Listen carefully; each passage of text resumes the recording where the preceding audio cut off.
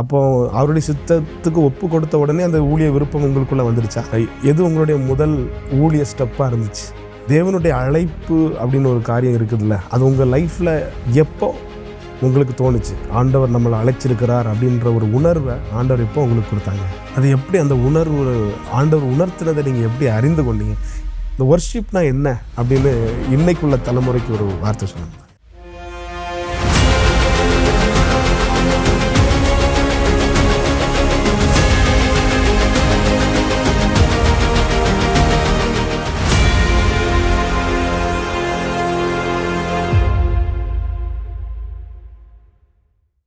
Brace TV நேயர்கள் அனைவருக்கும் இயேசு கிறிஸ்துவ நாமத்தினாலே வாழ்த்துக்களை தெரிவித்துக் கொள்கிறேன்.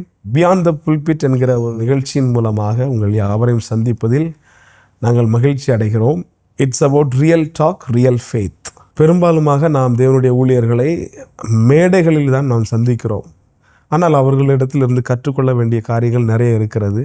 அதற்காக இந்த நிகழ்வுகளை நாங்கள் ஒழுங்குபடுத்தி இருக்கிறோம்.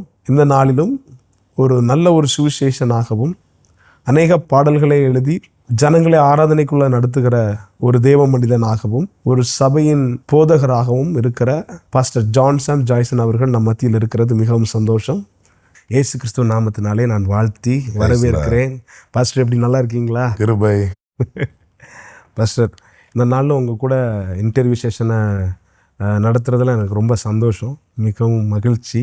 Thank you pastor. அதாவது உங்களுடைய ஆரம்ப கால வாழ்க்கை, நீங்கள் எப்படி ஆண்டவரை அறிஞ்சிங்க, சின்ன வயசில் நீங்கள் தொடப்பட்டது, அதெல்லாம் அழகான கண்கள் சாங் மூலமாக நாங்கள் அந்த சாட்சிகளெல்லாம் நிறைய கேள்விப்பட்டிருக்கிறோம். அதெல்லாம் நாங்கள் கேள்விப்பட்டதுனால அதுக்கப்புறமா உள்ள காரியங்களை நம்ம பேசலாம் அப்படின்னு நினைக்கிறோம். அதாவது தேவனுடைய அழைப்பு அப்படின்னு ஒரு காரியம் இருக்குதுல்ல, அது உங்கள் லைஃப்பில் எப்போ உங்களுக்கு தோணுச்சு? ஆண்டவர் நம்மளை அழைச்சிருக்கிறார் அப்படின்ற ஒரு உணர்வை ஆண்டவர் எப்போ உங்களுக்கு கொடுத்தாங்க? நான் ஒரு பாஸ்டருடைய பையன். சின்ன வயசுலேயே ஊழியத்துக்கு வரவே கூடாதுங்கிறதுல உறுதியாக இருந்தேன். ஆண்டவருடைய அழைப்பை குறித்து நான் உணர்ந்தது 2007. அதாவது என்னுடைய காலேஜ் படிப்பை முடித்த அந்த டைம். அதுக்கு முன்பாகவே ஆண்டவர் ஒரு உணர்வை தந்துகிட்டே இருந்தாங்க. அதுக்கு நான் ரொம்ப இடம் கொடுக்கல. இடம் கொடுத்தா ஒருவேளை ஊழியத்துக்கு இழுத்துருவாரோ அப்படிங்கிறதுனால நான் அதுக்கு ரொம்ப இடம் கொடுக்காம நான் எனக்கு சரின்னு நினச்ச பாதையில் போயிட்டுருந்தேன். 2007 அந்த 2007 கடைசியில் நான் அதை அதிகமாக உணர்ந்தேன். இதுக்கு மேலே வேறு ஆப்ஷன் கிடையாது, இதுதான் நம்ம குறித்த தேவ திட்டங்கிறத ஆண்டவர் ரொம்ப உணர்த்தி அதுக்கு ஒப்பு கொடுக்க வைத்தார். அது எப்படி அந்த உணர்வு ஆண்டவர் உணர்த்தினதை நீங்கள் எப்படி அறிந்து கொண்டீங்க? நிறைய பேர் இப்போது ஆண்டவர் பேசுகிறத கரெக்டாக நம்மளால் அதை புரிய முடியலைல்ல, அதுக்காக நான் கேட்குறேன். Okay, fine. அழைப்பு நம்ம தாயின் கருவில் தோன்றும் முன்னமே நம்ம குறித்து இருக்கு. பவுல் சொல்லுவார், நான் தாயின் வயிற்றில் இருந்தது முதல் என்னை பிரித்தெடுத்த தேவன் அப்படிம்பார், கலாத்தியர் 1:15. இப்போ அழைப்பு இருக்குது, ஆனால் அதை நம்ம அறிந்து கொள்ளுகிற ஒரு டைம் இருக்குது. இப்போ பவுலுக்கு அழைப்பு தாயின் வயிற்றில் இருக்கும்போதே இருக்குது. நான் அறிந்து கொண்டது எப்போ? தமஸ்குவுக்கு போகிற வழியில். அப்படி ஒரு சந்திப்பு வாழ்க்கையில் உண்டாகும். என்னுடைய வாழ்க்கையிலும் அப்படி தான். ஒரு குறிப்பிட்ட காரியத்துக்காக 2007 வருஷம் நான் படித்து முடிக்கிறேன். என்னுடைய எதிர்காலத்துக்காக, அதாவது நான் விரும்புகிற ஒரு வாழ்க்கை அப்படிங்கிறதுக்காக நான் ஒரு 2 வாரம் ஃபாஸ்டிங் இருந்து ஜெபம் பண்ணேன். ஃபாஸ்டிங் இருந்து அந்த ஒரு குறிப்பிட்ட காரியத்துக்காக அதிகமாக ஜெபம் பண்ணிகிட்டே இருந்தேன். அந்த ஜெபம் அந்த முடிகிற அந்த டைமில் என் வாயில் ப்ரேயரே மாறுது. அதுவரை என் வாழ்க்கையில் என் வாயை திறந்து நான் சொல்லாத ஒரு காரியம், உங்கள் சித்தம் என் வாழ்க்கையில் நிறைவேறட்டும் அப்படிங்கிறத நான் அதுவரை சொன்னதே கிடையாது. எனக்கு விவரம் தெரிஞ்ச நாளில் இருந்து அந்த 2007 வரைக்கும் நான் சொன்னதே கிடையாது. நான் என் ஆசைகளை, என் விருப்பங்களை தான் சொல்லுவேன். ஆனால் அன்னைக்கு காலையிலேருந்து ஆண்டவர் அப்படி சொல்ல வச்சுட்டே இருந்தார், உம்முடைய சித்தம் மாத்திரம் என்னில் நிறைவேற்றும், ஏசையா நீர் என்னை வழி நடத்தும், அப்படி சொல்ல வச்சுட்டே இருக்கிறார். அப்போ என் உள் உணர்வு சொல்லுது, இப்படி சொல்லாதேன்னு சொல்லுது. ஆனால் அதை தாண்டி நான் நினைக்கிறேன் அது என்னை ஆண்டவர் கம்ப்ளீட்டாக ஆட்கொண்ட தருணம் அது. ப்ரேயர் உங்களை அந்த ப்ரேயரே அப்படியே, அதாவது நான் என்ன காரியத்துக்காக ஜெபிக்க உட்காந்தானோ என்னுடைய ஜெப முடிவில் அந்த காரியத்தை என் வாயை விட்டு எடுத்து ஆண்டவருடைய காரியத்தை என் வாயில் வச்சு பேச வச்சாங்க. அதுதான் என்னுடைய அந்த அர்ப்பணிப்பின் ஆரம்பம். அழைப்புக்கு நான் என்னை அர்ப்பணித்தேன். இதுதான் இப்போ கரெக்டான ஜெபமே தானே பாஸ்டர். நம்ம ஒரு கரெக்டான ஜெபமே இதுதான். சித்தத்துக்கு ஒப்பு கொடுத்து ஜெபிக்கிற ஜெபம் தான் கரெக்டான ஜெபம். ஆனால் ஒவ்வொருத்தர் எல்லாரும் இப்படி தான் நடத்துவாரா அப்படிங்கிறது வந்து தெரியாது. ஒவ்வொருத்தருக்கு மேலே இருக்கிற அழைப்பு, அவங்கள சந்திக்கிற விதம், யாரை எப்படி பிடிக்கணும்னு அவருக்கு தெரியும், அப்படி பிடிப்பார். என்ன வந்து ஆண்டவர் அன்பின் கயிற்றால் கட்டி இழுத்தாருன்னு சொல்லலாம். அதனால தான் உங்களுடைய மெசேஜ்லலாம் அன்பை எப்போவுமே. ஆமாம், நான் வந்து ஆக்சுவலாக நான் வந்து ஊழியத்துக்கு அர்ப்பணித்த காரணமே அவருடைய அன்பு தான். நான் எவ்வளவுக்கு பர்பஸாக, அதாவது எவ்வளோ விலகி போக முடியுமோ அவரை விட்டு விலகிறதுக்கு என்ன பண்ணலாம் அப்படின்னு திங்க் பண்ணி செஞ்சவன். ஏன்னா அவர் என்னை தேடி வந்துடக்கூடாது, என்னை பிடிச்சிடக்கூடாது. எங்கள் வீட்டில் 5 பேர் இருக்கிறாங்க. என்ன பார்க்குறது மாதிரி நான் ஃபீல் பண்ணிட்டேன். என்ன அவர் என்ன தான் பார்க்குறாரு, மீதி 5 பேரையும் விட்டுருவார், என்ன பார்க்குறாரு. அப்போ அவரை விட்டு விலகி போகிறதுக்கு என்ன பண்ணலாம் அப்படி பண்ணிகிட்டு இருக்கும்போது மீகா 7 இருக்கு, நான் உமக்கு விரோதமாய் பாவம் செய்தேன், நீர் எனக்காக வழக்காடி. ஸோ அதே போல் வந்து எவ்வளோக்கு எவ்வளோ நான் விலகி போனேனோ அவரை காயப்படுத்த அவர் என்னை முத்தமிட்டு கொண்டே இருந்தா. ஒரு கட்டத்தில் ஆண்டவரை இருந்தால் ஊழியம் செய்கிறேன், இல்லைன்னா நான் செத்துறேன் அப்படின்னு சொல்ல வச்சுட்டேன். ஸோ ஊழியமே செய்யக்கூடாது அப்படின்னு இருந்த என்ன ஊழியம் தான் செய்யணும் அப்படிங்கிற நிலைக்கு அவருடைய அன்பு கொண்டு வந்தது. அவர் பாஸ்டருடைய பையங்கிற காரணத்தினால நான் ஊழியத்துக்கு வரல. ஆண்டவருடைய அன்பு நெருக்கி ஏவுனது நான் ஊழியத்துக்கு போகிறேன். கர்த்தருடைய அன்பு எல்லாரையுமே மாற்றி. ஆண்டவர் சிலுவையில் மரிக்கும்போது கூட கற்பாறைகள் எல்லாம் உடைச்சதுன்னு இருக்கு. ஸோ அந்த கல்வாரி அன்பு எந்த கல் நெஞ்சையும் உடைச்சிடும். Super pastor. அப்போ ஊழிய விருப்பம் வந்து அந்த அந்த அதாவது உங்கள் விருப்பத்துக்காக தெய்வ சமூகத்துக்கு போனீங்க. அப்போ அவருடைய சித்தத்துக்கு ஒப்பு கொடுத்த உடனே அந்த ஊழிய விருப்பம் உங்களுக்குள்ள வந்துடுச்சா? சித்தத்துக்கு ஒப்பு கொடுக்க ரீசனே அந்த விருப்பம் வந்ததுனால. ஊழிய விருப்பம் வந்தது. ஊழிய விருப்பம் அதாவது எங்கள் அப்பா போல நான் பாஸ்டர் ஆகணும் அப்படிப்பட்ட விருப்பம் இல்லை. அவருக்குன்னு எதாவது செய்யணும். அதாவது நம்மளை ஒருத்தங்க தொடர்ந்து உண்மையான அன்பை காட்டிகிட்டே இருக்கிறாங்க, எந்த எதிர்பார்ப்பும் இல்லாமல். அந்த அன்பை வந்து நம்ம உள் வாங்கினதுக்கப்புறம் அதுக்கு ஏதாவது ஒரு நன்றி கடனாக செய்யணும்ல. அப்போ என்ன பண்ணலாம் அப்படிங்கிறத அதான் உங்களுடைய சித்தம் மாத்திரம் நிறைவேற்றும். என்னை இப்படி ஊழியக்காரன் ஆக்குங்க, என்னை ஒர்ஷிப் லீடர் ஆக்குங்க, என்னை செர்மன் கொடுக்க வைங்க, இப்படி எதுவுமே நான் கேட்கல. உன் சித்தம் அதை பாட்டாவே ஆண்டு கொடுத்துட்டாங்க. உன் சித்தம் மாத்திரம் என்னை நிறைவேற்றிடும், ஏசையா நீர் என்னை வழி நடத்தும். அவ்வளோதான். எனக்கு தெரியாது என்ன ஊழியம் என்ன இதெல்லாம் தெரியாது, ஆனால் நான் ஏதாவது உங்களுக்கு செய்யணும் அப்படிங்கிற ஒரு நிலைமைக்கு அர்ப்பணிக்க வைத்தார். அந்த விருப்பம் வந்ததுனால அர்ப்பணிக்க வைத்தார். Super pastor. அப்போ அந்த விருப்பம் வந்து நீங்கள் அர்ப்பணித்ததுக்கு அப்புறம் எது உங்களுடைய முதல் ஊழிய ஸ்டெப்பாக இருந்துச்சு? ஊழிய ஸ்டெப்பாக எது இருந்துச்சு அப்படின்னு சொன்னால் 2007 நவம்பர் எண்டில் நினைக்கிறேன், எனக்கு அந்த டேட்டு சரியாக ஞாபகம் இல்லை. 2007 நவம்பர் எண்டில் அர்ப்பணித்தேன். அந்த டைம்லேயே சாட்டர்டே நைட்டு வந்து சும்மா பிரதர்ஸ் நாங்கள் சேர்ந்து கொஞ்சம் ப்ரேயர் பண்ணுவோம். ஒரு 4 பேர் 5 பேர் அப்படி யூத். அந்த டைம் அது சும்மா வர்ஷிப் பண்ணுவோம், அவ்வளோதான். அந்த 2007 அர்ப்பணித்து அந்த நியூ இயர் சர்வீஸுக்கு எங்கள் அப்பா சொல்கிறாங்க, இதெல்லாம் வர்ஷிப் எடுக்கணும். இதுவரை வர்ஷிப் எடுக்கவே இல்லை, கீபோர்டு மட்டும் ப்ளே பண்ணுவேன். வர்ஷிப் எடுக்கணும்னு சொன்னதும் நான் சொன்னேன், நான் முடியாது, அது ஒன்று ஜனங்க எப்படி அக்செப்ட் பண்ணுவாங்கன்னு நமக்கு தெரியாது. அதனால் நான் வந்து ரொம்ப அதை ஸ்கிப் பண்ணிகிட்டே இருந்தேன். ஆனாலும் சீட்டு நம்ம பேரில் விழுந்துச்சு. அதான் எடுத்து வச்ச ஃபஸ்ட்டு ஸ்டெப். அந்த 2007 முடிஞ்சு 8 ஸ்டார்ட் ஆகிற அந்த நியூ இயர், அதாவது அந்த கரெக்டாக 12 o'clock அந்த டைமில் வர்ஷிப்புக்கு மேடையில் ஏறி நிற்கிறோம். இதுதான் வந்து ஊழியத்தினுடைய ஆரம்பம். ரொம்ப அருமையாக சொன்னீங்க ஃபஸ்ட். அதாவது இன்றைக்கி உள்ள காலகட்டத்தில் பர்த்டேஸ் வெட்டிங் டேஸே ஞாபகம் இருக்காது. நீங்கள் ஆண்டவர் சந்தித்தது 27 அப்புறம் நவம்பரில் அப்படின்னு சொல்கிறீங்க. டேட்டு மட்டும் மறந்துட்டுன்னு ஒரு ஃபீல் பண்ணுறீங்க. அப்புறம் எல்லாமே மறந்துட்டுன்னா ஒரு 2 weeks அந்த ப்ரேயர் போயிட்டு இருந்தனால, ஓகே, ஒரு குறிப்பிட்ட ஒரு நாளில் நான் ஜோம் பண்ணி இருந்தால் கூட அந்த 2 weeks போயிட்டு இருந்தனால அது இதே எவ்வளோ இதே மைண்டில் வச்சுருக்கேன். அப்புறம் அந்த அளவு அவரை நம்ம பெருசாக பார்க்கறதுனால தான் அவரோட உள்ள அந்த அந்த தருணங்களை நம்ம மைண்டில் வச்சுருக்குறோம் இல்லையா, அந்த டேட் எல்லாம் மனசில் வச்சு. இதோட நல்ல ஞாபகத்தில் வச்சுருக்கவங்களாம் இருக்கிறாங்க. டேட்டை மறந்துட்டு சொல்கிறதே தப்பு. அதனால் தேங்க்யூ. ஃபஸ்ட் அப்போ நீங்கள் ஃபஸ்ட்டு வந்து ஒரு ஒர்ஷிப் லீடராக உங்களுடைய ஊழியத்தை ஆரம்பிச்சிங்க. அப்போது இந்த ஒர்ஷிப்னா என்ன அப்படின்னு இன்னைக்குள்ள தலைமுறைக்கு ஒரு வார்த்தை சொல்லணும். ஒர்ஷிப்னா எல்லாமே சேர்ந்தான் ஒர்ஷிப். பாடுறது மட்டும் இல்லை, பாடுறது ஒர்ஷிப்பில் பாட்டு உண்டு. பாட்டு மட்டும் ஒர்ஷிப் கிடையாது. இப்போ பரிசுத்த ஆராதனை எப்படி தானே நம்ம டைட்டிலே போடுவோம். அதில் பிரசங்கம் இருக்குது, ஜெபம் இருக்குது, அனௌன்ஸ்மெண்ட் கூட இருக்குது. எல்லாமே ஒர்ஷிப். ஒர்ஷிப் லீடராக மாறதுக்கு முன்னாடி நம்ம நல்ல ஒரு ஒர்ஷிப்பராக மாறிடும்.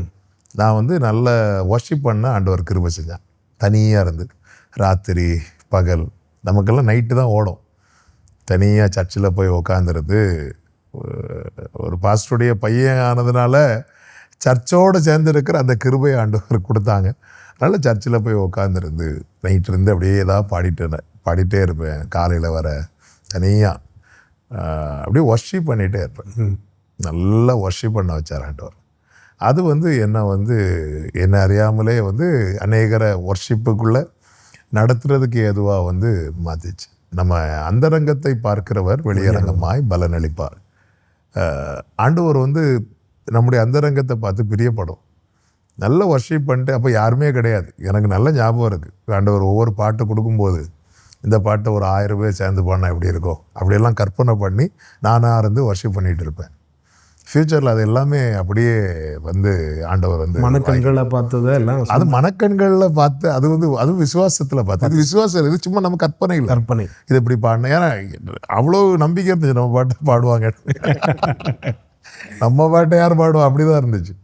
அதனால் அது விசுவாச கண்ணெலாம் சொல்ல மாட்டேன். ஆனால் சும்மா இப்படி ஒரு 1000 பேர் இப்போ கை தூக்கணும் அப்படி ஒரு கற்பனை கண்.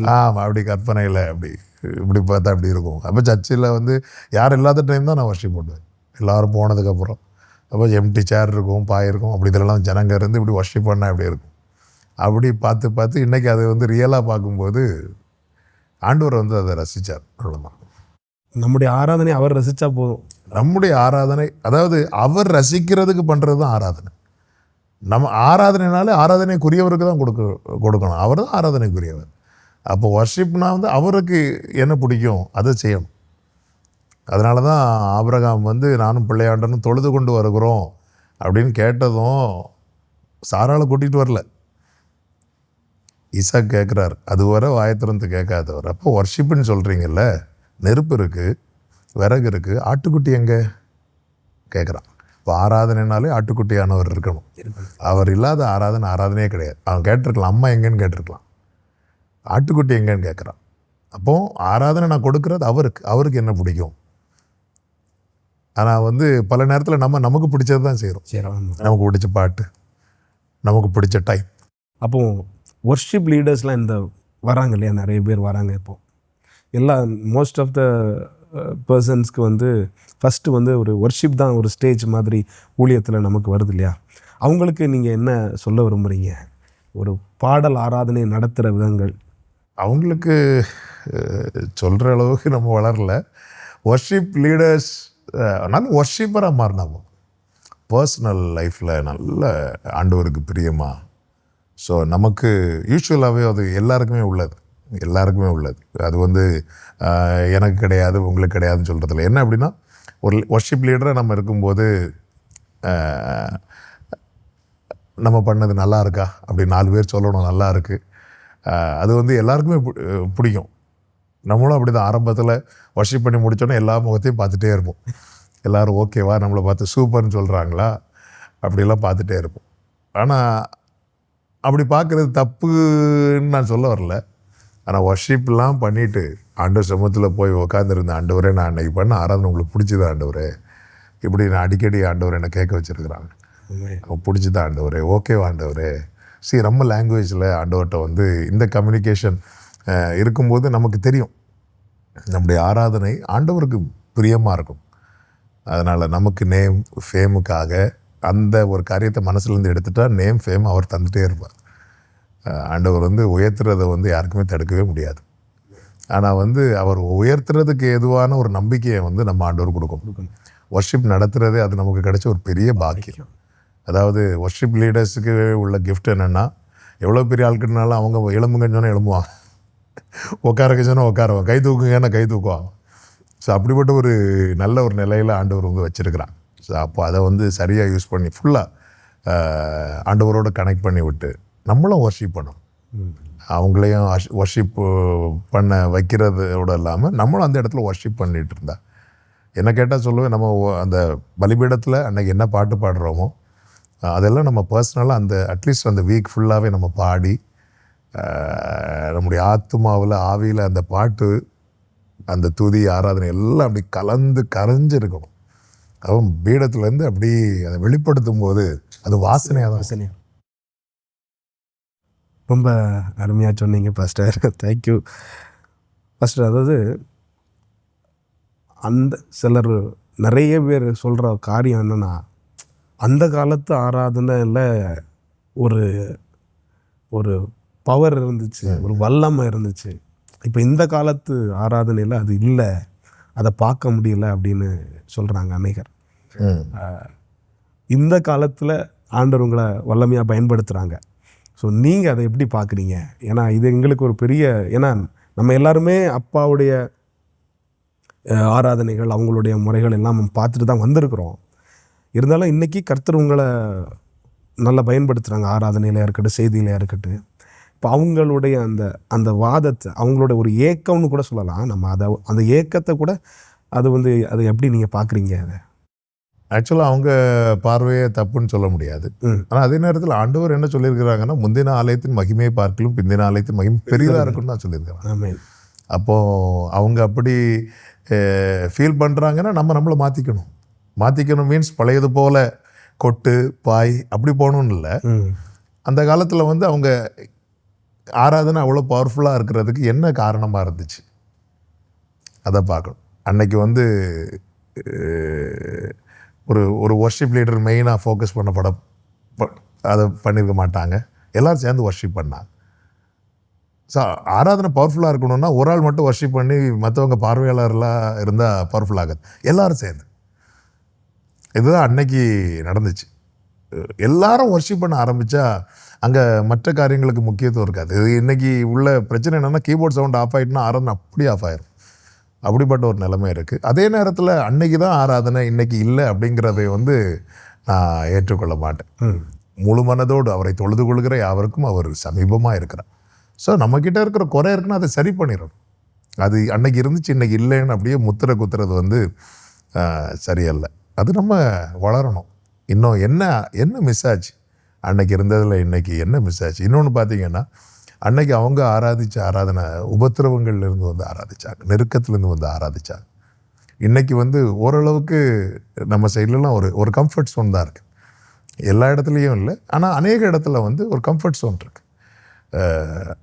இன்னொன்று, ஆராதனைக்கு அவங்க வந்து ஆண்டவரை எவ்வளவு முன்னிறுத்த முடியுமோ முன்னிறுத்தினாங்க. இப்படி நிறைய நல்ல காரியங்கள் இருக்குது. அந்த காலத்தில் ஆராதனை அவ்வளோ பவர்ஃபுல்லாக இருக்கு. இன்னொன்று பார்த்தீங்கன்னா, ஒர்ஷிப் லீடரே இருக்காது, எல்லோரும் சேர்ந்து ஒர்ஷிப் பண்ணிகிட்டு இருப்பாங்க. கடைசியில் அந்த காலத்துலலாம் டேபிள் இப்படி தட்டுவாங்க, தட்டும்போது தான் பாட்டே நிற்கும். ஆமாம், அவ்வளோ அவங்க வந்து முக்கியத்துவம் கொடுத்துட்டு இருந்தாங்க. ஸோ அதெல்லாம் நம்ம வந்து அந்த நல்ல காரியங்களை நம்ம உள்வாங்கி செய்யும்போது இந்த காலத்துலேயும் அதை விட அப்படி தான் ஆண்டு சொல்லியிருக்கிறாங்க, முந்தின ஆலயத்தின் மகிமையை பார்க்கலாம் பிந்தின ஆலயத்தின் மகிமை பெரிதாக இருக்கும். அதை விட பவர்ஃபுல்லாக ஆண்டவர் வந்து கொண்டு வருவோம். இன்றைக்கும் ஆண்டவர் வந்து பெரிய காரியங்களை செய்கிறாங்க. ஆராதனையில் அற்புதங்கள் நடக்குது, ஆராதனையில் உணர்த்தப்பட்டு அழுறாங்க. ஒரு சைடு மட்டும் பார்க்கக்கூடாது, மறு சைடில் எவ்வளோ நல்ல காரியங்கள் இருக்குது, நிறைய வர்ஷிப்பர்ஸ் ஆண்டவர் எழுப்பியிருக்கிறாங்க, நிறைய இடத்துல ஆராதனைகள் நடக்குது. ஆமாம், சில காரியங்கள் அதனால தான் அதுதான் சொல்கிறேன், அங்கே அன்னைக்கு உள்ளதில் எது நமக்கு மிஸ் ஆச்சு, ஸோ அதை வந்து நம்ம ஃபோக்கஸ் பண்ணோம். அதுதான் ஃபோக்கஸ் பண்ணோம். அன்னைக்கு வந்து பெருசாக இன்ஸ்ட்ருமெண்ட் கிடையாது, எதுவுமே கிடையாது, கரண்டே கிடையாது. ஆனால் வந்து ஆராதனை வந்து அவ்வளோ பவர்ஃபுல்லாக இருந்துச்சு. இதுதான் ரீசன். அப்போ அந்த ஆவியோடும் உண்மையோடும் என்கிற காரியம் வந்து இன்றைக்கி கொஞ்சம் குறைஞ்சிட்டோ அப்படிங்கிற ஒரு அதை நம்ம சரி பண்ணிட்டா அதை விட பவர்ஃபுல்லாக இருக்கும். ரொம்ப அருமையாக சொன்னீங்க pastor. Thank you so much pastor. அதுக்கப்புறம் சரியான ஆராதனை அப்படின்னாலே ஆட்டுக்குட்டியானவரை ப்ளீஸ் பண்ணுறதுலாம் சரியான ஆராதனை, அப்படி தானே பாஸ்டர்? அப்போது நீங்களும் சீக்கிரம் புதிய சர்ச்லாம் கட்ட போகிறீங்க, அந்த நாளுக்காக நாங்கள் எல்லாருமே வெயிட் பண்ணிட்டு இருக்கிறோம். ஜீசஸ். ஆமென். ஆண்டவர் சீக்கிரமாக அதை வாய்க்க பண்ணுவாங்க. தேங்க்யூ. அதாவது இப்போ கொஞ்சம் சமீப காலமாகவே நிறைய சர்ச்சஸ் ரொம்ப பெருசாக எழும்பிட்டு இருக்கு. அது ஒரு பெரிய ஆண்டோடைய ராஜ்யத்துக்கு ஒரு பெரிய மகிமையாக இருக்குது. அப்போ இந்த காலகட்டத்தில் அந்த டெக்னாலஜிஸ், லைட்ஸ், இந்த ஸ்மோக்ஸ் இதெல்லாமே யூஸ் பண்ணுறாங்க. ஏன்னா இது வந்து நாங்கள் அறிஞ்சு கொள்ளணுன்ற மாதிரி ஒரு ஒரு விதத்தில் நாங்கள் கேட்குறோம். அதாவது அப்படின்னா அதெல்லாம் நீங்கள் எப்படி பார்க்குறீங்க? நீங்கள் இந்த லைட்டிங்ஸ் ஜாஸ்தியாக இருக்கிறது அதெல்லாம் ஷூட்டிங்ஸுக்கெலாம் அது தேவையாக தான் இருக்குது. ஸோ அதை குறித்து நீங்கள் என்ன நினைக்கிறீங்க? அந்த ஆராதனைக்கு ஆராதனை அட்மாஸ்பியரில் வேறு எதுவுமே நம்முடைய கவர்ச்சியாக இருக்கக்கூடாது. எல்லாம் தேவைக்கு யூஸ் பண்ணிக்கலாம். பட் எதுவுமே நம்முடைய கவர்ச்சியாக மாறிடக்கூடாது. ஸோ நம்ம வந்து ஜனங்களை அப்படி தான் ப்ளீஸ் பண்ணணும் அப்படிங்கிற ஒரு மைண்ட் செட்டுக்குள்ளே நம்ம போகிறது வந்து தப்பு. இப்போது ஷூட்டிங்க்கு இப்படியெல்லாம் பண்ணி தான் ஆகணும். வேறு வழியான அது எல்லோரும் பார்க்குறது வீடியோவுக்கு. இப்போ ஃபுல்லாக ஒயிட்டே வச்சுட்டு இப்போ ஒயிட்டையும் போட்டுட்டு ஒயிட் பேக்ரவுண்டை வச்சுட்டு இருந்தால் நம்ம மூஞ்சி மட்டும் தான் தெரியும், வேறு ஒன்றுமே தெரியாது. அப்போ ஷூட்டிங் இதெல்லாம் தேவை. பட் வர்ஷிப் ஆராதனை நடத்துகிற இடத்துல ஸோ அவர் தான் நம்முடைய கவர்ச்சியாக இருக்கும். ஃபாதர் பாடியிருக்கிறாங்க கவர்ச்சி நாயகனே அப்படி. ஸோ கூடுமான வரையில் இதெல்லாம் வந்து அவாய்ட் பண்ணி கொஞ்சம் டீசெண்டாக நல்லா இருந்தால். மொத்தமாக லைட் வச்சுருக்காங்க. அதான் லைட் வச்சுருக்கிறாங்க நிறைய சர்ச்சஸ். இப்போ நான் நிறைய இடத்துக்கு போகிறேன், சில இடத்துலலாம் நிறைய லைட் வச்சுருக்கிறாங்க. ஆனால் அது வந்து லைட்டு வச்சது மாதிரியே தெரியாது, மைல்டாக. அது வந்து ஸ்டேஜை கவர் பண்ணுறதுக்காக வச்சுருப்பாங்க, ஜனங்களை அட்ராக்ட் பண்ணுறதுக்காக. இது வந்து ஓவர் ஆகும்போது, எல்லாமே ஓவர் ஆகும்போது அந்த மேன்மையை வந்து அது கெடுக்குது. ஆமாம், அளவோட வச்சுக்கணும், அளவோட. அதுவும் வந்து ஜனங்களை கவர்றதுக்காக அந்த மைண்ட் செட்டு நமக்குள்ள இருக்கக்கூடாது. குடும்பமான வரையில் நம்முடைய ஃபோக்கஸ் கிரைஸ்ட் மேலே போகணும். அதுக்கு தடையாக இருக்கிறதெல்லாம் அவாய்ட் பண்ணுறது நல்லது. அப்படி வர்ஷிப் லீடராக ட்ராவல் பண்ணிட்டு வந்தீங்க. அது எத்தனை வருஷமாக அப்படி ஃபஸ்ட் கண்டினியூ? இப்போவும் அப்படி தான் இருக்கு. வர்ஷிப் வந்து தான் பரலோகத்தில் ப்ரீச்சர்ஸ் எல்லாம் கிடையாது, வர்ஷிப்பர்ஸ் மட்டும் தான். இப்போ நீங்கள் ஊழியத்துக்கு வந்து ஆரம்பத்திலே உங்களை செர்மனுக்காக இன்வைட் பண்ண மாட்டாங்க இல்லையா? ப்ரீச்சிங்க்கு நானே போக மாட்டேன். ஸோ அது எப்பொழுது நீங்கள் உங்கள் செர்மன்? 2007 கடைசியில் ஊழியத்துக்கு அர்ப்பணித்தேன். அதுக்கப்புறம் அப்படியே போயிட்டே இருந்துச்சு. சர்ச்சில் வர்ஷிப் நடத்தும். செர்மன் நான் கொடுப்பேன்னு வந்து என் கனவுலே நினச்சது கிடையாது. ஏன்னா நமக்கு இந்த படிப்புக்கும் சம்மந்தமே கிடையாது. செர்மன் கொடுக்கணுன்னா படிக்கணுன்னாலே நமக்கு தலைவலி. எனக்கு தெரிஞ்சு 2008, 2009, 2010 நினைக்கிறேன். ஊழியத்துக்கு வந்து ஒரு 2 இயர்ஸுக்கு அப்புறம் கொஞ்சம் கொஞ்சமாக இந்த சாட்டர்டே நைட்டு கொஞ்சம் பிரதர்ஸ் எல்லாம் வர்ஷிப் பண்ணுவோம்ல, அதில் அப்படி கொஞ்சம் கொஞ்சமாக கொடுக்க ஆரம்பித்தேன். அது நீங்களே விருப்பப்பட்டு கொடுக்க ஆரம்பிச்சு? அது வேறு வழி இல்லை, ஏதாவது கொடுத்து தான் ஆகணும். ஏன்னா ஃபுல்லாக 2 மணிக்கு வரும் ஆராதிச்சிட்டே இருந்தேன். ஏதாவது ஒரு 10 நிமிஷம் 15 நிமிஷம் ஏதாவது ஒரு வேர்டு ஸ்ட்ரைக் ஆகும், அதை எடுத்து கொடுப்போம். அதுக்கப்புறம் அப்படி வர்ஷிப் மேக்ஸிமம் 10 நிமிஷம் தாண்டவே தாண்டது. 10 நிமிஷம் 15 நிமிஷம்லாம் கொடுத்துட்டேன்னா ஏதோ ஒரு ஃபுல் செர்மன் கொடுத்த ஒரு ஃபீல் இருக்கும். ஒரு நாள் திடீர்னு எங்கள் அப்பா சொல்கிறாங்க, இந்த வாரம் சர்ச்சில் அப்போ மெடிடேஷன் போர்ஷன் உண்டு. இப்போது வர்ஷிப்லேயே மெடிடேஷன் இருக்குது. அப்போ வர்ஷிப் முடித்து ஒரு 15 மினிட்ஸ் மெடிடேஷன், சங்கீத பகுதி அப்படியெல்லாம் வைப்பாங்களே, அதே மாதிரி தியான பகுதின்னு வைப்பாங்க. இந்த வாரம் நீ தான் கொடுக்கணும் அப்படின்ட்டாங்க. 1 மந்த்துக்கு முன்னாடி கொடுத்துட்டாங்க. இந்த டேட்டில் அந்த 1 மந்த்து நான் தூங்கவே இல்லை. அதான் ஃபஸ்ட்டாக சர்ச்சில் வந்து அப்படி கொடுக்க ஆரம்பித்தேன். ஆண்டவர் அற்பமான ஆரம்பத்தை அசட்டை பண்ணலை. அதுக்கப்புறம் கொஞ்சம் பரவாயில்லாம. உங்களுடைய ஃபஸ்ட்டு செர்மன் உங்களுக்கு ஞாபகம்? ரூத் என்ன பேசுனீங்க ஃபஸ்ட் அன்னைக்கு? பயப்படாதே, உனக்கு வேண்டியபடியெல்லாம் செய்வேன். ஓர்பாலும் ரூத்தும் நகோமி கூட பெத்லகேம் போக புறப்பட்டு வந்தாங்க. ஆனால் சூழ்நிலை நிமித்தமாய் ஓர்பால் வந்து பின்னாடி போயிட்டான்.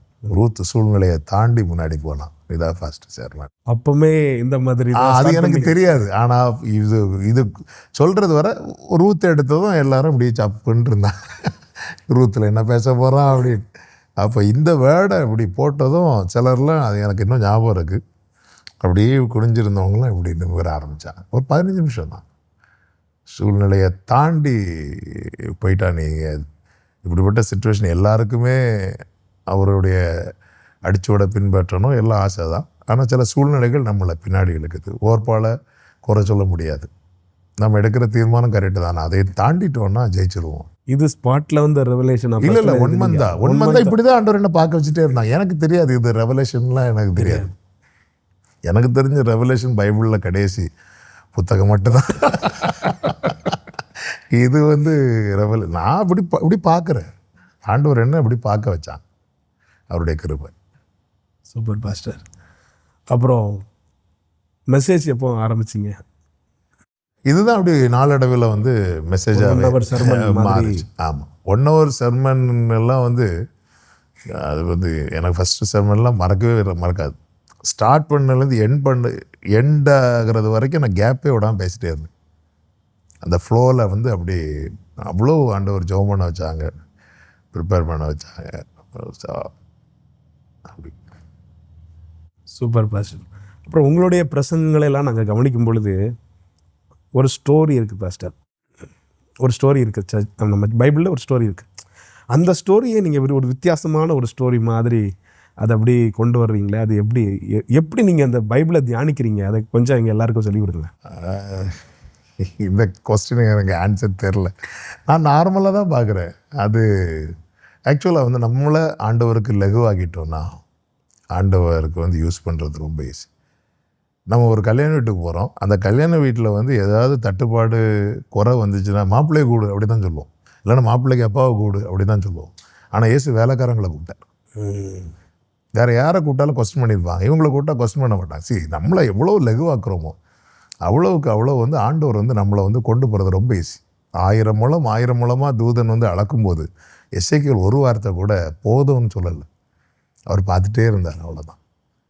நம்மளை லகுவாக்கி எனக்கு தெரியும் அப்படிங்கிற எனக்கு தெரிஞ்ச கண்ணாடியை நான் கலத்திட்டு, நீங்கள் ஆண்டவரே நான் குருடரை அவர்கள் அறியாத வழியில் நடத்தி அவர் காட்டித்தரார். அவர் எப்படி காட்டித்தரார் அதை பார்க்குறேன், அவ்வளோதான். இதுக்கு மேலே நான் வந்து இப்படி பார்த்தேன் அப்படி பார்த்தேன்னு சொன்னால் அது வந்து இன்டர்வியூக்கு நல்லா இருக்கும், ஆனால் அது பொய் ஆகிடும். இப்படி பைபிள் படிக்கும்போது அவர் எப்படி காட்டித்தராரோ அதை பார்க்குறேன். அதான் நான் ஆரம்பத்தில் சொன்னேன்ல, அது ரெவலேஷன்லாம் எனக்கு தெரியாது. அவர் காட்டித்தரதை பார்த்து பேசும்போது இது புதுசாக இருக்குது, நமக்கே அது வந்து புதுசாக இருக்கும். அது ஜனங்களும் கேட்டு அது புதுசாக இருக்குது அப்படிம்பாங்க. நம்மளும் ஆசைப்பட்ட ஆண்டவர் காமிச்சு ஆசைப்படணும். நான் ஆசைப்பட்டு ஜெபம் பண்ணேன். ஒரு செர்மன் கேட்டேன். ஒரு கேரளாவில் ஒரு பாஸ்டருடைய செர்மன், அது எதர்ச்சி அந்த ஃபேஸ்புக்கில் அந்த லைவ் போட்டிருந்தாங்க. அப்போ அந்த செர்மன் கேட்குற அவர் வந்து பேசுகிறார் சங்கீதம் 50 நார்மல் வசனம் தான், தேவனை மறக்கிறவர்களே இதை சிந்தித்து பாருங்கள் அப்படின்னு சொல்லிட்டு அந்த வசனத்தை எடுத்து பேசுகிறாரு. ரொம்ப டிஃப்ரெண்ட்டாக இருக்கும்போது இது சங்கீதம் 50 படிச்சிருக்கோம், இது வித்தியாசமாக இருக்கு ஆண்டவரே. அதுக்கப்புறம் பைபிள் படிக்கும்போது உங்களுடைய வேதத்தில் உள்ள அதிசயங்களை காண என் கண்களை திறந்துடும், சங்கீதம் 119:18 நினைக்கிறேன். அப்போ ஆண்டவர் இதில் ஒரு அதிசயம் இருக்குல்ல, எனக்கு அதை காட்டித்தாங்க. ஸோ இந்த ஜெபம் இருந்துச்சு, பைபிள் படிக்கும்போதெல்லாம் இந்த ஜெபம் இருந்துச்சு. ஆண்டவர் வந்து காட்டி தந்துட்டு இருக்கிறாங்க. இன்னும் கொஞ்சம் தான் பார்த்துருக்குறோம், நிறைய காணா ஒரு கல்யாணத்தையே இந்த நேரத்தில் ஒரு புதுசாக ஒரு வார்த்தை இல்லை, தெரியலைன்னா யாரை கூப்பிடுவாங்க? ஆமாம், தெரியலைன்னா ஏன்னா ஈவன் அந்த இடத்துல மரியாதை கூட ஆண்டவர் கதையிலேயே ஒரு விதம் நான் சொன்னேன்ல பாஸ்டர், ஒரு கதையிலேயே ஒரு கதை, அதான் கதையிலேயே ஒரு கதை நல்லா இருக்கு. கதையிலே ஒரு அது நம்ம பார்க்குற அந்த பார்வை, அதை பார்க்குறதுக்கு கடவுள் கிருபை கொடுக்குறாங்க இல்லையா? அது அதேபோல் நான் நிறைய செர்மன் கேட்பேன். சின்ன வயசுலேருந்து எங்கள் அப்பா செர்மன் கேட்டு வளர்ந்துருக்கிறேன். எங்கள் அப்பாவும் இன்னைக்கும் நீங்கள் செர்மன் கேட்பீங்க? ஐயோ, செர்மன் கேட்கலன்னா நமக்கு ஏதோ நமக்கு யார் பேசுவா, கேட்டுகிட்டே இருப்பேன். நிறைய பேருடைய செர்மன் கேட்பேன், அதெல்லாம் கேட்டுகிட்டே இருப்பேன். ஸ்பிரிட்டில் கிளிக் ஆகாத செர்மன்லாம் ஸ்கிப் பண்ணிட்டுருப்பேன். எல்லாம் புதுசாக யூடியூப்பில் புதுசாக ஒருத்தங்க செர்மன் கொடுத்து வந்திருந்தாலும் அதையும் கேட்பேன் கொஞ்ச நேரம். ஸோ குறிப்பிட்ட இவங்க செர்மன் தான் கேட்பேன். கேட்பேன் அங்கே என்ன பேசுகிறாங்க, நமக்கு ஏதாவது வேர்டு இருக்கா அதில்.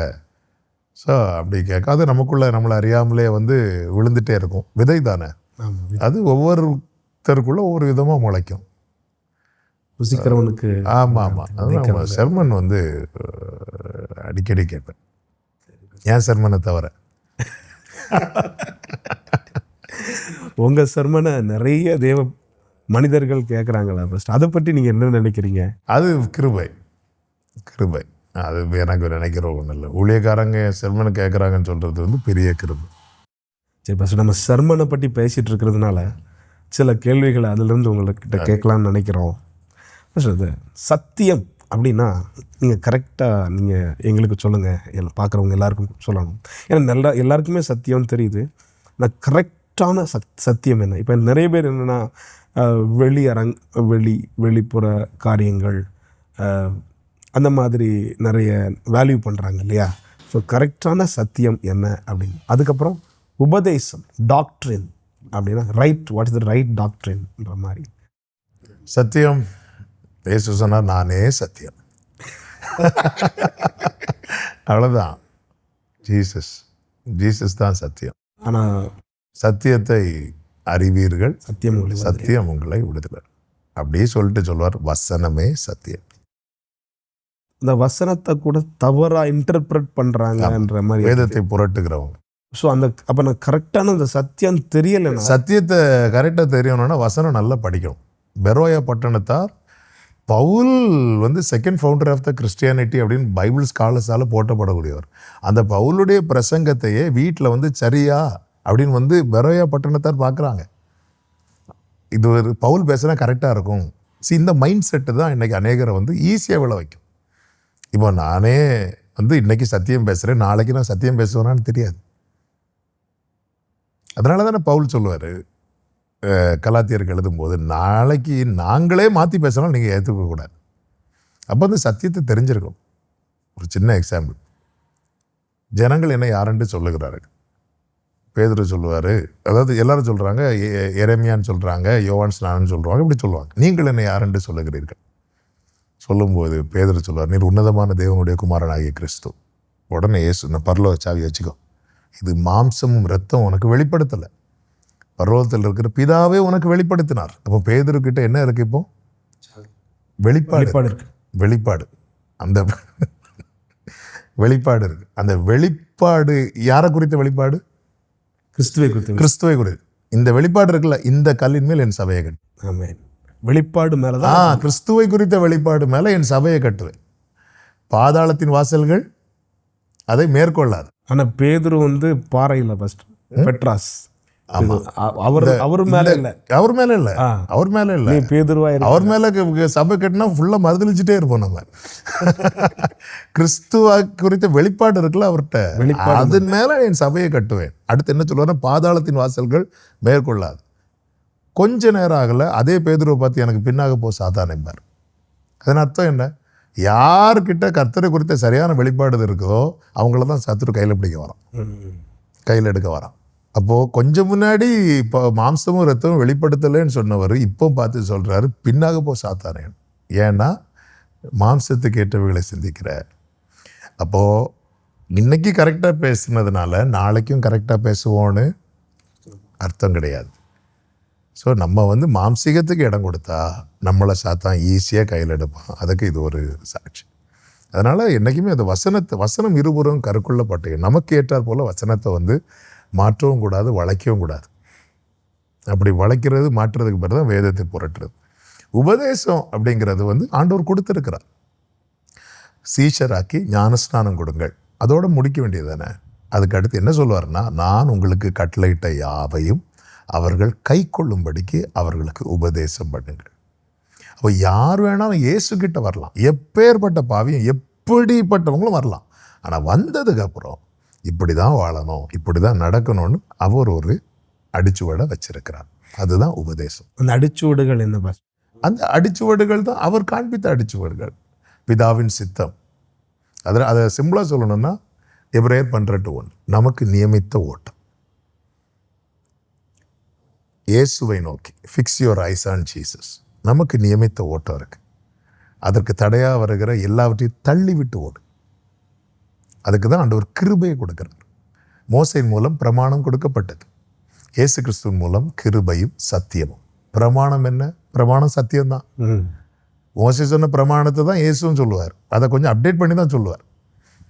ஆனால் மோசை மூலம் பிரமாணம் கொடுக்கப்பட்டது, அதை கை கொள்ளுகிற கிருபை கொடுக்கப்படலை. இயேசு அதே காரியத்தை எடுத்து கொடுத்து அதை செய்யறதுக்கான கிருபையும் சேர்த்து கொடுக்குறாங்க. அந்த கிருபையை நான் விருதாவாக்குகிறது இல்லை என்று பவுல் சொல்றார். அதனால நான் எதற்காக பிடிக்கப்பட்டேனோ அதை அடையும்படி ஆசையாய் தொடர்கிறேன். இதுக்கு தான் கர்த்தருடைய வார்த்தைகள். அந்த உபதேசம் நம்மை சுத்திகரிக்கும். வலதுபுறம் இடதுபுறம் சாயும் போது வழி இதுவே. ஏன் ட்ராக்கில் என்னை நடத்துவது கர்த்தருடைய உபதேசம். ரொம்ப பிரயோஜனமாக இருந்தது pastor. Thank you so much. Pastor, சுவிசேஷம், காஸ்பல், அது எப்படி பாஸ்டர்? காஸ்பல், சுவிசேஷம் ஜீசஸை பற்றி சொல்றது. எல்லாமே ஜீசஸ் தான். ஆமாம், ஜீசஸை பற்றி சொல்றது. இயேசு நமக்காக செய்தது அதான் காஸ்பல். இயேசு நமக்காக என்ன செய்தது? அதாவது நான் மரிக்க வேண்டிய இடத்துல அவர் மரித்தார்.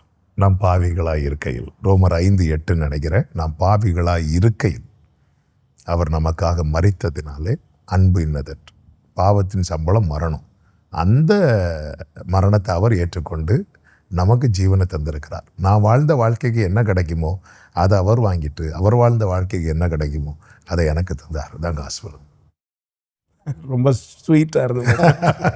அதனாலதான் நாம் நீதியாகும்படி பாவம் அறியாத அவர் பாவமாக்கப்பட்டார். அவர் பார்த்து இப்போ பாவம்னு சொல்ற அளவுக்கு காரணம் என்னன்னா, நான் வாழ்ந்த வாழ்க்கை. என்னை பார்த்து நீதிமான் சொல்ல காரணம் என்ன அப்படின்னா, அவர் வாழ்ந்த வாழ்க்கை. கிரேஸ் தான், பியூர் கிரேஸ். அதுதான் பியூர் கிரேஸ். இதுக்கு பேர் தான் கிரேஸ். பாஸ்டர், அப்போது நம்ம ஃபஸ்ட் டைம் நம்ம பிரேஸ் டிவியை யாராவது பார்த்தாங்கன்னா அவங்களுக்கு ஒரு காஸ்பல் நீங்கள் அதே மாதிரி ஸ்வீட்டாக. இயேசுவின் நாமத்தில் உங்களை வாழ்த்துக்கிறேன். இந்த நாளிலே நாம் ஜீவனோடு இருக்கிறது கர்த்தருடைய கிருபை. எதற்கு இந்த கிருபையை தந்திருக்கிறார் தெரியுமா? கிருபை மேல் கிருபை அடைய, கிறிஸ்துவை அடைய. இயேசு கிறிஸ்துவை யார் சொந்த இரட்சகராக ஏற்றுக்கொண்டு அவருக்கு தங்களுடைய வாழ்க்கையை அர்ப்பணிக்கிறார்களோ, அவங்க வாழ்க்கையில் இருக்கிற முந்தின அந்த பழைய பாவங்கள் அனைத்தும் அவர் கழுவி துடைத்து புது சிருஷ்டியாய் மாற்றி உங்களுக்கு ஒரு புதிய வாழ்க்கையும் புதிய துவக்கத்தையும் தந்து உங்களை நித்தியத்துக்கு நேராய் நடத்த இயேசு கிறிஸ்து போதுமானவராய் உண்மை உள்ளவராய் இருக்கிறார். அதை தான் சொல்லியிருக்கிறார், வருத்தப்பட்டு பாரம் சுமக்கிறவர்களே நீங்கள் எல்லாரும் என்னிடத்தில் வாருங்கள், நான் உங்களுக்கு இளைப்பாறுதல் தருவேன் என்று. எனவே ஃபஸ்ட் டைம் நீங்கள் இதை கேட்குறீங்களா? இருக்கிற இடத்துல இயேசுவே என் பாவங்களை மன்னித்து கிருபையா என்னை ஏற்றுக்கொள்ளும் என்று உண்மையான ஒரு ஜெபத்தை நீங்கள் பண்ணுவீங்கன்னா, அந்த நேரத்திலேயே அவருடைய இரத்தம் உங்களை கழுவி சுத்திகரித்து அவருடைய பிள்ளைங்கிற அடையாளத்தை உங்களுக்கு கொடுக்கும் என்பதில் சந்தேகம் இல்லை. கர்த்தர் உங்களை ஆசீர்வதிப்பார். Thank you so much pastor. Thank you so much.